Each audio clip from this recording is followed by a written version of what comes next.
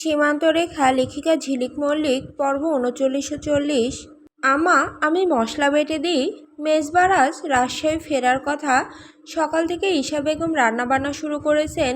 ও বাড়ির মেয়ে সাথে এসে তরি তরকারি কেটে কুটে দিয়ে গেছে, ভুঁড়ি পরিষ্কার করে দিয়ে গেছে, শুধু মশলা বাটা বাকি।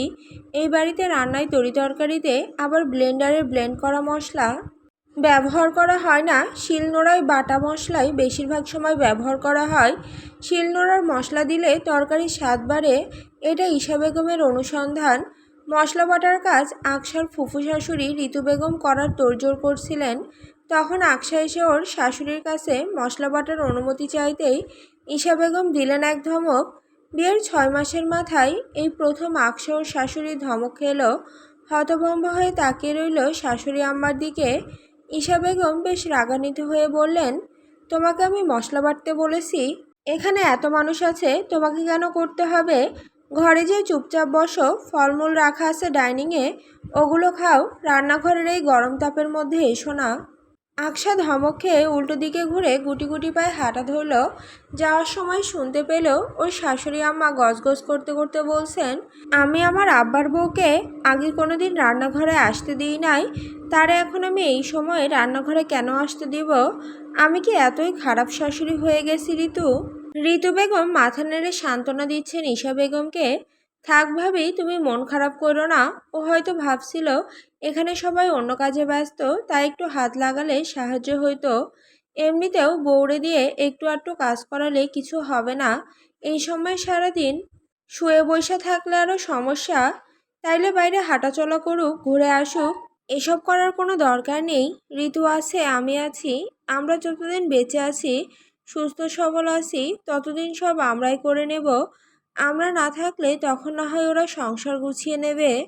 বড়ভাবে শক্ত গলায় দেওয়া জবাবের পর ঋতু বেগম আর কিছু বলার সাহস পেলেন না, চুপ করে গেলেন তিনি। দুপুর তখন ১টা কি ১:৩০ হবে। বাইরে কড়া রোদ। জানালার গ্রিলের ফাঁক ফোকর হতে তেজদীপ্ত রোদের ফাল ঠিকরে সমান্তরালভাবে রুমের মেঝের ওপরে এসে পড়ছে। সোনালো রোদ চিকচিক করছে। ওদিকে তাকালেই চোখ ধাঁধায়, আবার চোখ সরিয়ে অন্যদিকে তাকালে ২-৩ মিনিটের জন্য সব অন্ধকারাচ্ছন্ন দেখায়। তারপর আবার সব স্বাভাবিক। আকশা ফ্লোরের ছায়ায় মোড়ানো শীতল এক কোণে বসে সেই রোদ দেখছিল কুকরানো চোখে। পেটে বাচ্চা আসার পরে ইদানিং একটা অভ্যাস হয়েছে ওর। না, ঠিক অভ্যাস নয়, বরং বদঅভ্যাস বলা চলে। সবসময় বিছানায় শুতে বা বসতে ভালো লাগে না ওর। গা জ্বালাপোড়া করে। হুটহাট বালিশ একটা নিয়ে মেঝেতে শুয়ে বা বসে পড়ে ও। টাইলস করা মেঝেতে ঘন্টার পর ঘন্টা শুয়ে বসে থাকে।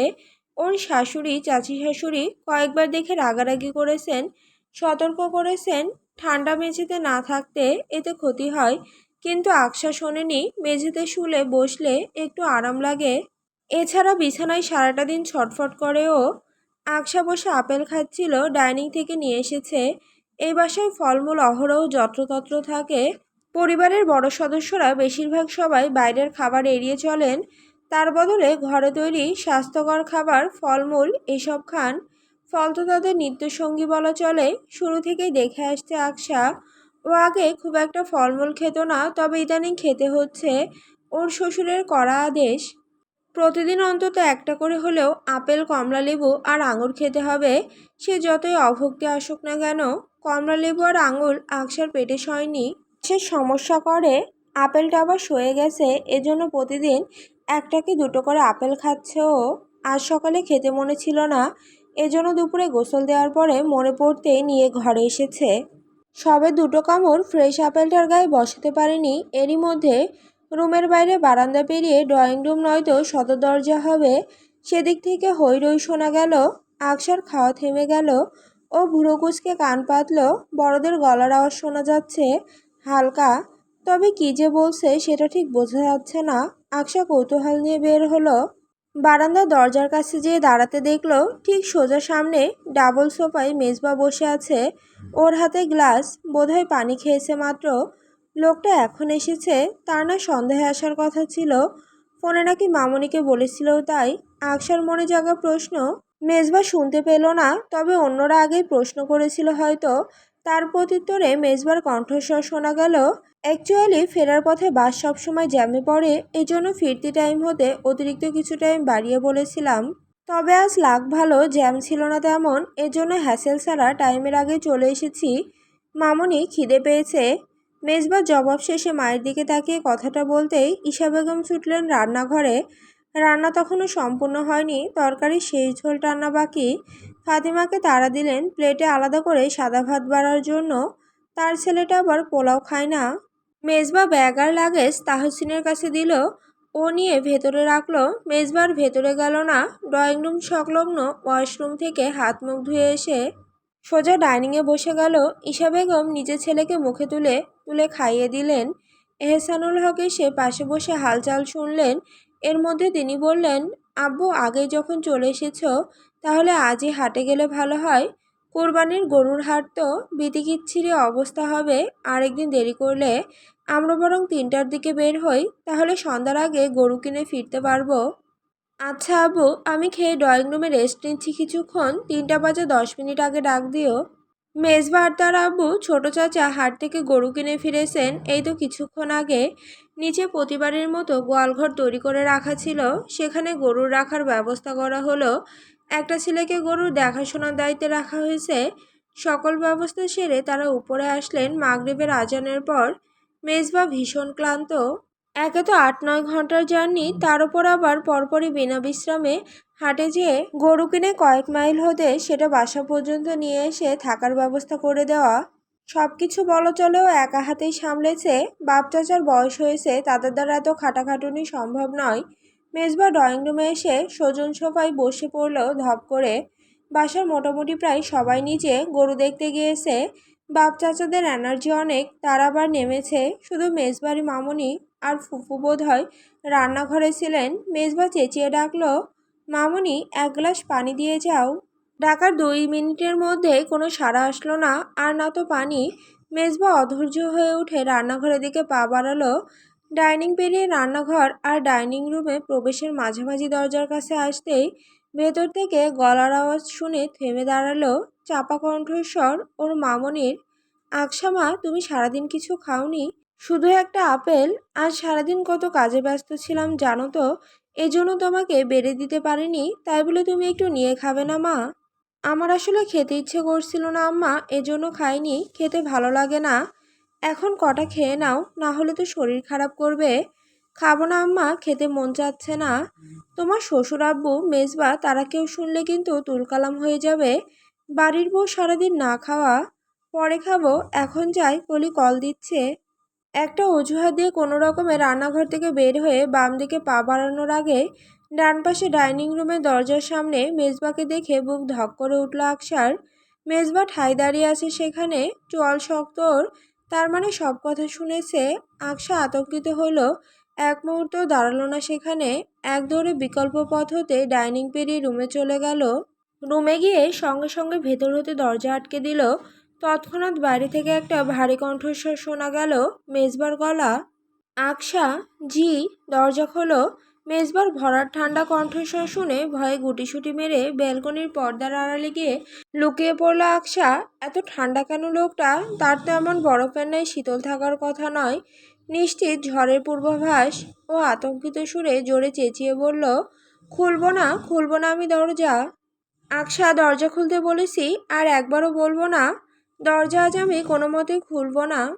ঠান্ডা মাথার হুমকিটা পেয়েও পাল্টা চড়া জবাবটা দিতে দ্বিধা করল না আকশা। তৎক্ষণাৎ দরজার ওপাশ থেকে মেজবার কণ্ঠস্বর শোনা গেল, ভালোই ভালো দরজা খুলবে, না হলে আজ নিচে গোয়াল ঘরের ওই গরুটার বদলে আমি তোমার কুরবানি দিয়ে দিব। মেজবার মুখে নিজের কুরবানির কথা শুনে আকশা দ্রুত এগিয়ে গিয়ে চটপট দরজা খুলল। মেজবা দরজা থামে মুষ্টিবদ্ধ হাত ঠেকিয়ে দাঁড়িয়েছিল। দরজা খুলতে দেরি, ওর ভেতরে ঢুকতে দেরি হলো না। আকশা পাশে সরে দাঁড়াতেই হাট করে মেলানো দরজার ছিটকেনি টেনে দিল, নব ঘুরিয়ে দিল একই সাথে। ঘুরে আকশার দিকে তাকালে ও 2 কদম পিছিয়ে গেল। মেজবা সামনের দিকে এগিয়ে মুখ উঁচিয়ে জিজ্ঞাসা করলো, পেছাচ্ছ কেন? জবাবের অপেক্ষায় রইল না ও। প্রশ্নটা করে হাত বাড়িয়ে আকশার বাহু ধরে ওকে কাছে টেনে নিয়ে আসলো। এতে করে ও জোরপূর্বক আরও বেশি পিছিয়ে গেল। বিছানার কাছাকাছি যেয়ে সেখানে মিশে যেতেই মেজবা এগিয়ে যায়, মুখোমুখি দাঁড়ায়, ওর চোখে চোখ রাখে। আচানক মেজবা আকশাকে কোলের উপরে বসিয়ে মুখ টেনে জিজ্ঞাসা করলো, খাওনি কেন? খেতে ইচ্ছে করছে না তাই। আরেও ম্যাড, একটা মানুষ সারাদিন না খেয়ে কিভাবে থাকে? আমার বাসায় এসব করা যাবে না। এবাড়ির কোনো বউ সারাদিন না খেয়ে থেকেছে, এমন রেকর্ড আজ পর্যন্ত কোনোদিন তৈরি হয়নি। তাহলে তুমি কেন তৈরি করবে? আকশা কোনো জবাব দিল না। মেজবার ওর কোমরটা নরমভাবে আরেকটু চাপ প্রয়োগ করে কাছে টেনে আনে, নিজের পেটানো শরীরের সাথে একদম মিশিয়ে নেয়। আকশার স্বাভাবিক কোনো প্রতিক্রিয়া নেই, পূর্ণ দৃষ্টি মিলে চেয়ে আসে মেজবার মুখের দিকে। লোকটার শেভ করা মুখমণ্ডল দক্ষ নজরে পর্যবেক্ষণ করছে। মেজবা উৎকণ্ঠা নিয়ে জিজ্ঞাসা করলো, কি খেতে ইচ্ছে করছে তোমার? জাস্ট বলো একবার, ওই খাবারের ঘাটতি তোমার ঘরে হতে দেব না। আকশা কাট জবাব দিল, কিছুই খাবো না। মেজবা এবার কিছুটা কঠোর হলো, কোমরের হাত গাঢ় এবং ধীর হলো। ভারী গলায় পুনরায় প্রশ্ন করলো, কি খাবে? আপনাকে খাবো। অসঙ্গতিপূর্ণ অশ্লীল কথাটা বলে সঙ্গে সঙ্গে নাক মুখ কুঁচকে এক হাতে মুখ চেপে ধরে হতবিহ্বল হয়ে বসে রইল আকশা।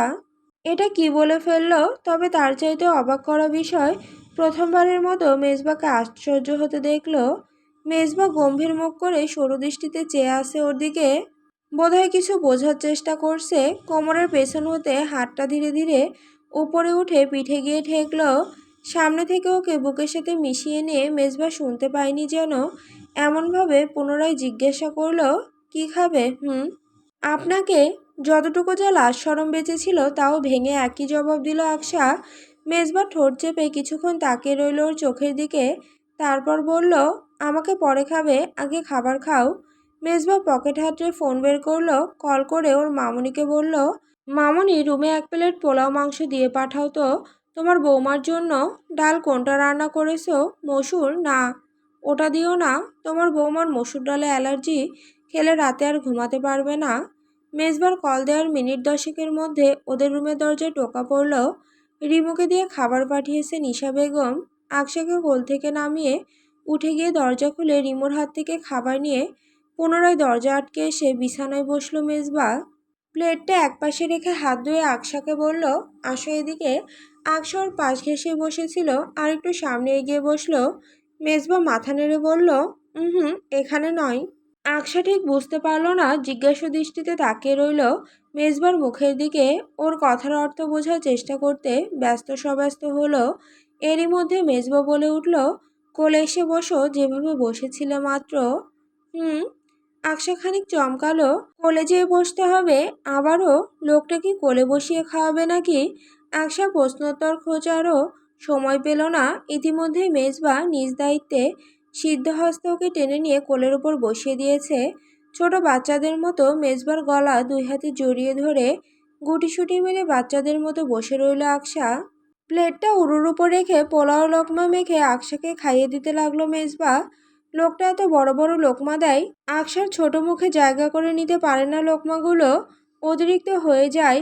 গরুকে মানুষ যেভাবে ঘাস খাওয়ায়, জাবর কাটে, আকশাকেও যেন ঠিক একইভাবে খাওয়াচ্ছে মেজবা। খাসির মাংসের বড় বড় টুকরোগুলো আস্ত শুদ্ধ ওর মুখে ঢুকিয়ে দিচ্ছে। আকশা এক পর্যায়ে অতিষ্ঠ হয়ে বলল, আপনি কি আমাকে গরু পেয়েছেন মেজবা? গরু কেন ভাববো? মেজবা স্বাভাবিক প্রতিক্রিয়ায় পাল্টা প্রশ্নটা করে। আকশা ওর গলাটা আরও শক্তপোক্তভাবে জড়িয়ে ধরে বলে, গরুকে যেভাবে ঘাস খাওয়ায় সেভাবে ঠেসে ঠেসে আপনি আমাকে পোলাও মাংস আর ডিম খাওয়াচ্ছেন। এরপর কি কুরবানি দেওয়ার ধান্দায় গরুকে যেমন ঘাস খাইয়ে তারপর কুরবানি দেওয়া হয়, সেভাবে আমাকেও পোলাও মাংস খাইয়ে? তোমাকে কুরবানি দিব না, তোমাকে তো আদর করব। আদর শব্দটা শুনতে আকশার কান ঝাঁঝা করে ওঠে। এটা এই লোকটার জাতীয় শব্দ, ঠোঁটকাটা বিশ্রী কথাবার্তা।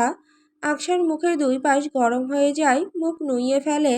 মেজবার এক হাত ওর কোমরে বিচরণ করছিল, সেটা এক জায়গায় ধীর স্থির করে ওর নত মুখের কাছে মুখ এগিয়ে ফিসফিস করে বলল, আদর নিবে না? আকশা কোনো জবাব দিল না। খাওয়া প্রায় শেষ, আর খাবে না ও। ওই প্লেটে হাত ধুয়ে সেটা সরিয়ে ক্যাবিনেটের ওপরে রাখে মেজবা।